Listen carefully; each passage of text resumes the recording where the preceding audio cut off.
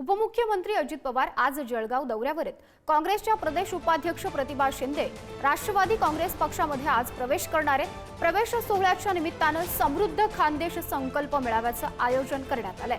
अजित पवार यांच्या दौऱ्याच्या पार्श्वभूमीवर जळगावमध्ये राष्ट्रवादीकडून जोरदार शक्ती प्रदर्शन सुद्धा करण्यात येणार आहे। जळगाव शहरात ठिकठिकाणी पक्षाचे झेंडे आणि बॅनरबाजी सुद्धा करण्यात आली आहे। आगामी निवडणुकीच्या पार्श्वभूमीवर अजित पवार यांचा हा जळगाव जिल्हा दौरा अत्यंत महत्त्वाचा मानला जातोय। जळगाव शहरामध्ये ठिकठिकाणी पक्षाचे झेंडे आणि बॅनरबाजी सुद्धा करण्यात आलेली आहे। याबाबत अधिकची माहिती जाणून घेण्यासाठी प्रतिनिधी भूषण चिंचोरे आपल्याशी जोडले गेलेले आहेत। भूषण, अजित पवार यांचा हा जळगाव जिल्हा दौरा किती महत्त्वाचा आहे?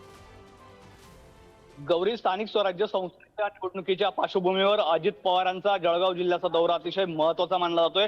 या दौऱ्याच्या निमित्ताने अजित पवारांच्या राष्ट्रवादीने जोरदार शक्ती प्रदर्शन जळगावमध्ये केलेलं आहे। आता जळगावमधल्या अजित पवारांच्या राष्ट्रवादीच्या पक्ष कार्यालयात जळगाव, धुळे, नंदुरबार या खानदेशातील 3 जिल्ह्यांची आढावा बैठकीला सुरुवात झालेली आहे। या बैठकीसाठी मोठ्या संख्येने कार्यकर्ते जे आहेत ते पक्ष कार्यालयात जमलेले आहेत। संपूर्ण खानदेशातून मोठ्या संख्येने कार्यकर्ते या ठिकाणी आलेले आहेत। आपण जर बघितलं, अजित पवारांच्या दौऱ्याच्या निमित्ताने मोठ्या संख्येने बॅनरबाजी जी आहे ती जळगाव शहरात करण्यात आलेली आहे आणि जळगाव शहरामध्ये लावलेल्या विविध बॅनरने आता सध्या लक्ष वेधून घेतलेलं आहे। आपण जर या ठिकाणी बघितलं तर दादा तुम्ही महाराष्ट्राचे मुख्यमंत्री व्हा अशा आशयाचा एक बॅनर या ठिकाणी झळकत आहे। या बॅनरने जे आहे ते कार्यकर्त्यांचं लक्ष वेधून घेतलेलं आहे। मोठ्या प्रमाणात शक्ती प्रदर्शन जे आहे ते स्थानिक स्वराज्य संस्थेच्या निवडणुकीच्या पार्श्वभूमीवरती या ठिकाणी जळगावमध्ये करण्यात येत आहे।